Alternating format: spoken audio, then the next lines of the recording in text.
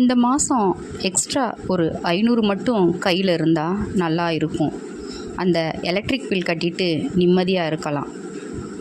Friends, உண்மையாக சொல்லுங்கள், இந்த வார்த்தையை உங்கள் வாழ்க்கையில் ஒரு தடையாவது நீங்கள் சொல்லி இருப்பீங்க இல்லைன்னா உங்கள் கணவர் படுக்க வரும்போது ஒரு பெருமூச்சோடு இதை சொல்ல நீங்கள் கேட்டிருப்பீங்க. சரியா? நம்ம ஊரில் பல நடுத்தர வர்க்கத்து வீடுகளில் ராத்திரி நேரத்தில் தூக்கத்தை விட அதிகமாக வர்றது இந்த பணக்கவலை தான். அடுத்த மாதம் ஸ்கூல் ஃபீஸ் எப்படி கட்ட போகிறோம், திடீர்னு ஒரு விசேஷம் வந்தால் என்ன பண்ணுறது, இப்படி 1000 கேள்விகள். ஆனால் நான் உங்ககிட்ட ஒரு கேள்வி கேட்கட்டுமா? உங்கள் பீரோவில் லட்சமாக பணம் இல்லாமலே, உங்கள் பேங்க் அக்கௌண்ட்டில் பெரிய சேமிப்பு இல்லாமலே உங்களால் ஒரு ஆபத்து நேரத்தில் தைரியமாக நின்று கவலைப்படாதீங்க நான் இருக்கேன்னு உங்கள் கணவர்கிட்ட சொல்ல முடியுமா? நம்ப முடியலைல்ல. ஆனால் நம்ம பக்கத்து வீட்டில் இருக்கிற ஒரு சாதாரண இல்லத்தரசி எந்த மந்திரமும் தந்திரமும் இல்லாமல் வெறும் 2 ரூபாயை வச்சு ஒரு சாம்ராஜ்யத்தையே கட்டி இருக்காங்கன்னு சொன்னால் உங்களுக்கு எப்படி இருக்கும்? அவங்க கிட்ட என்ன பெரிய பிஸ்னஸ் ஐடியா இருந்துச்சு? இல்லை அவங்க ஏதாவது லாட்டரி ஜெயிச்சாங்களா? எதுவுமே இல்லை. அந்த 2 ரூபாய் எப்படி அவங்க குடும்பத்தோட தலையெழுத்தையே மாற்றுச்சு? அந்த மேஜிக் என்னன்னு தெரிஞ்சுக்க ஆசையாக இருக்கா? வாங்க மீனாட்சி வீட்டுக்குள்ளே போய் அந்த ரகசியத்தை பார்ப்போம். இதோ இவங்க தான் மீனாட்சி. நம்ம வீட்டு பக்கத்தில் இல்லை, ஏன் இப்போது இந்த வீடியோ பார்த்துக்கிட்டு இருக்கீங்களே, உங்கள் வீட்டுக்குள்ளேயே இருக்கக்கூடிய ஒரு சாதாரண சராசரி பெண்.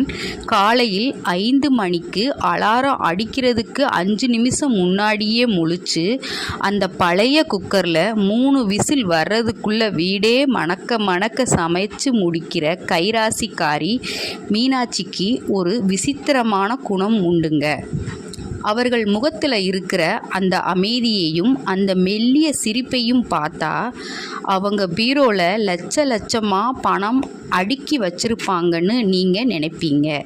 ஒரு சின்ன பதற்றம் கூட அவங்க முகத்தில் தெரியாது. ஆனால் உண்மை என்ன தெரியுமா? அவங்க கையில் இப்போ இருக்கிறது அந்த அழுக்கு படிஞ்ச நைலான் பையும் கடைக்கு போயிட்டு வந்ததில் மிச்சமான அந்த 2 ரூபாய் நாணயமும் தான். ஃப்ரெண்ட்ஸ், இப்போது நீங்களே சொல்லுங்கள், உங்கள் பையிலேயோ இல்லை உங்கள் வீட்டு டைனிங் டேபிள் மேலேயோ ஒரு 2 ரூபாய் நாணயம் கிடந்தால் நீங்கள் என்ன பண்ணுவீங்க?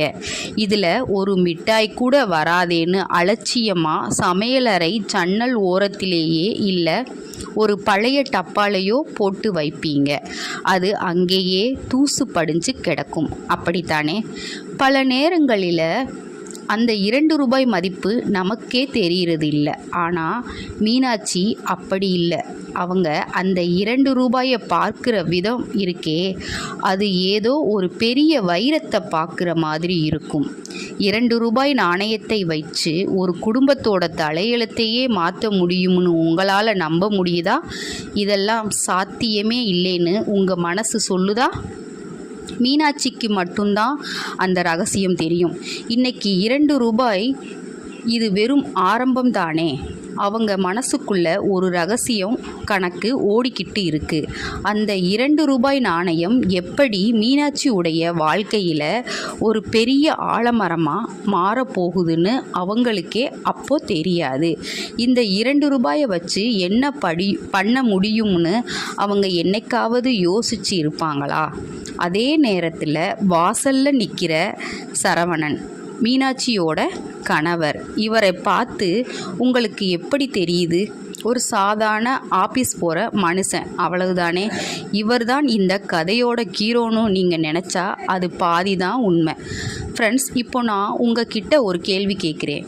நீங்கள் ஒரு கணவராக இருந்தால் மாதம் பிறந்தா வர அந்த சம்பள கவர் உங்கள் மனைவி கையில் கொடுக்கும்போது உங்கள் மனசுக்குள்ள ஒரு சின்ன நடுக்கம் வருமே, அதை உணர்ந்திருக்கீங்களா? இந்த மாதம் வர்ற சம்பளம் வர செலவுகளுக்கு பத்தணுமேனு ஒரு பதற்றம் இருக்குமே, அது உங்களுக்கு தெரியுமா?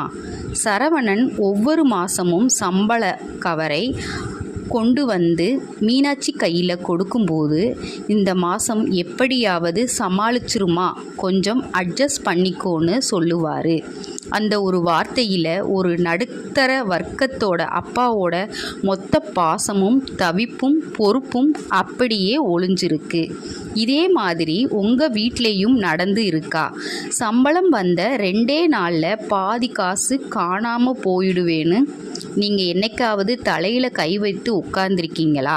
உங்கள் கணவர் கொண்டு வர சொற்ப காசை வச்சுக்கிட்டு இதை வச்சு எப்படி உருப்படியாக சமைக்கிறது நீங்கள் யோசித்தது உண்டா? சரவணனுக்கு கணக்கு போட தெரியும், ஆனால் எவ்வளவு வருது எவ்வளவு போகுதுன்னு அவருக்கு தெரியும். ஆனால் மீனாட்சிக்கு சிக்கனம் என்கிற மேஜிக் தெரியும். சரவணன் என்ன நினைக்கிறாரு, மீனாட்சிக்கு தான் கொடுத்த காசு தீர்ந்து போய் இருக்கும்னு. ஆனால் அந்த சம்பள கவரில் இருந்து 2 ரூபாயை எடுத்து அவர் கண்ணுக்கு உள்ள படாமல் ஒரு புது உலகத்தையே மீனாட்சி படைச்சிக்கிட்டு இருக்காங்க. சரவணனுக்கு கணக்கு மட்டும்தான் தெரியும், ஆனால் மீனாட்சிக்கு ஒரு குடும்பத்தோட எதிர்காலத்தையே கணக்கு போட தெரியும். அந்த 2 ரூபாய் மேஜிக் ஆரம்பம். பெரிய வெற்றிகள் எல்லாமே ஒரு சின்ன அடியில் தான் ஆரம்பித்ததுன்னு சொல்லுவாங்க. ஆனால் மீனாட்சிக்கு அந்த 2 ரூபாயில் ஆரம்பித்தது தான். ஒரு நாள் ராத்திரி எல்லாரும் தூங்கின பிறகு அந்த அமைதியான சமையலறை அலமாரியில் ஒரு பழைய ஹார்லிக்ஸ் டப்பாவை மீனாட்சி எடுக்கிறாங்க. கைக்குள்ளே இருக்கிற அந்த 2 ரூபாயை உள்ளே போடுறாங்க. டக்குன்னு விழுகிற அந்த சத்தம் தான் மீனாட்சி உடைய தலைவிதியையே மாற்ற போகிற முதல் மணி ஓசை. ஃப்ரெண்ட்ஸ், இப்போ ஒரு நிமிஷம் வீடியோவை பாஸ் பண்ணிவிட்டு யோசிங்க. உங்கள் சட்டை பையிலேயோ இல்லை அந்த சமையலறை அலமாரியிலோ ஒரு 2 ரூபாய் நாணயம் கண்டிப்பாக இருக்கும் இல்லையா? அந்த 2 ரூபாயை வச்சு நீங்கள் இப்போது என்ன பண்ண முடியும்? ஒரு சாக்லேட் கூட வாங்க முடியாது. அந்த 2 ரூபாயே உங்கள் குடும்பத்தோட கஷ்டத்தையே போக்க முடியும்னு சொன்னால் நீங்கள் என்ன லூசான்னு நினைப்பீங்க, அப்படித்தானே? ஆனால் அதே 2 ரூபாய் வெறும் 365 நாளில் 1,32,000 ரூபாய்க்கு மேலே மாறும்னு சொன்னால், உங்கள் வீட்டு மொய் நோட்டை விட உங்கள் நகைக்கடை சீட்டை விட இது பெரிய லாபத்தை கொடுக்கும் என்று சொன்னால் நம்புவீங்களா? மீனாட்சி அந்த திட்டத்தை போட ஆரம்பிக்கிறாங்க. இன்றைக்கி டே 2 ரூபாய், நாளைக்கு டே 2 4 ரூபாய், இப்படியே கூட்டிகிட்டு போய் 365வது நாள் 730 கேட்கும்போது ரொம்ப சாதாரணமாக தெரியலாம். ஆனால் அந்த டப்பாவை மீனாட்சி மூடும்போது அவங்க கண்ணில் ஒரு செழிப்பு இருந்துச்சு பாருங்கள். அது ஒரு பெரிய மல்டிநேஷ்னல் கம்பெனியோட CEO கண்ணில் கூட இருக்காது. ஏன்னா அவங்களுக்கு தெரியும், இது வெறும் காசு இல்லை, அவங்க குடும்பத்தோட பாதுகாப்பு வலைன்னு. சரி, நீங்கள் சொல்லுங்கள், உங்களால் ஒரு நாளைக்கு 2 ரூபாய்ன்னு ஆரம்பித்து இதை தொடர முடியுமா? இல்லை இதெல்லாம் வேலைக்கு ஆகாதுன்னு விட்டுடுவீங்களா? இந்த சவாலை ஏற்றுக்க தயாராக இருக்கிறவங்க மட்டும் ரெடின்னு கமெண்ட் பண்ணுங்கள். போராட்டமும் வைராக்கியம் தான் நாட்கள் நகருது. ஆனால் மீனாட்சிக்கு இது வெறும் சேமிப்பு மட்டுமல்ல, இது ஒரு போர். ஆமாம், விலைவாசி ஏற்ற இந்த காலத்தில் சேமிக்கிற ஒவ்வொரு ரூபாயும் ஒரு வீரனை போலத்தான். ஃப்ரெண்ட்ஸ், நீங்கள் என்னைக்காவது காய்கறி வாங்கும்போது 5 ரூபாய்க்காக பேரம் பேசி இருக்கீங்களா? என்னம்மா நீ ஒரு 5 ரூபாய்க்கு இவ்வளோ பேசுகிறேன்னு கடைக்கார கேட்கும்போது உங்கள் மனசுக்குள்ளே ஒரு சின்ன பெருமை வந்திருக்கா? அண்ணே, பீன்ஸ் கிலோ 60, இன்னைக்கு நேற்று 50க்கு கொடுத்தீங்க, இன்றைக்கி 10 ஏற்றிட்டீங்களே, ஒரு 5 ரூபா குறைச்சிக்கோங்க அண்ணே, அப்போ தான் நாளைக்கு உங்ககிட்டயே வாங்குவேன். அங்கே மிச்சப்படுத்துகிற 5 ரூபாய் சரவணன் பைக்கில் போகாமல் ஒரு நாள் நடந்து போயிட்டு வர்றதில் மிச்சமாகிற அந்த 10 ரூபாயும் நேராக போய் அந்த டப்பாவில் விழுது. ஆனால் இங்கே ஒரு சின்ன சவால் இருக்குது. இப்போ 100வது நாள் வருதுன்னு வச்சுக்கோங்க. அன்னைக்கு நீங்கள் 200 ரூபாய் போடணும்.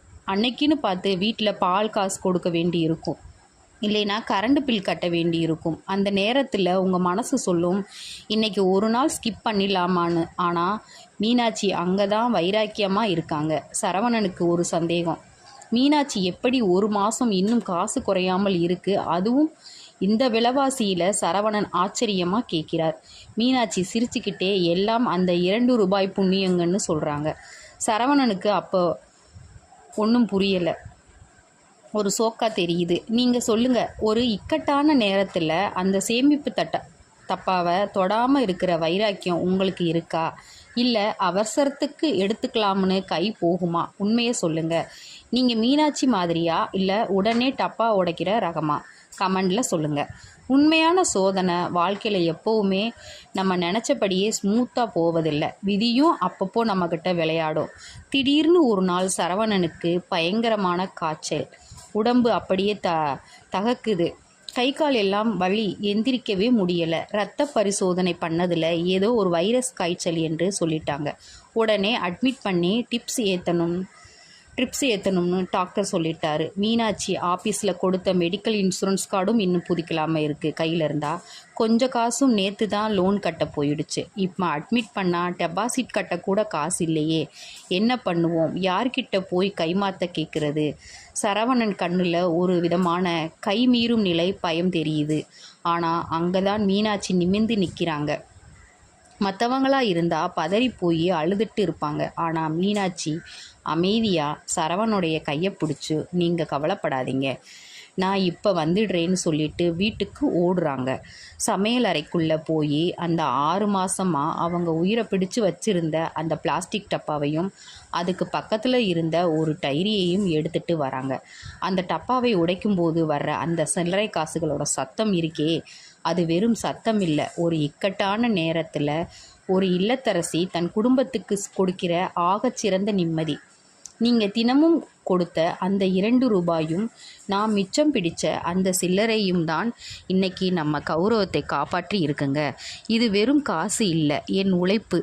சரவணன் அன்னைக்கு தான் மீனாட்சியை புரிஞ்சுக்கிட்டாரு. ஒரு குடும்பத்தை கணவன் சம்பாதித்து காப்பாற்றலாம், ஆனால் அந்த குடும்பத்தை ஒரு இல்லத்தரசி நினச்சா மட்டும்தான் செழிக்க வைக்க முடியும்.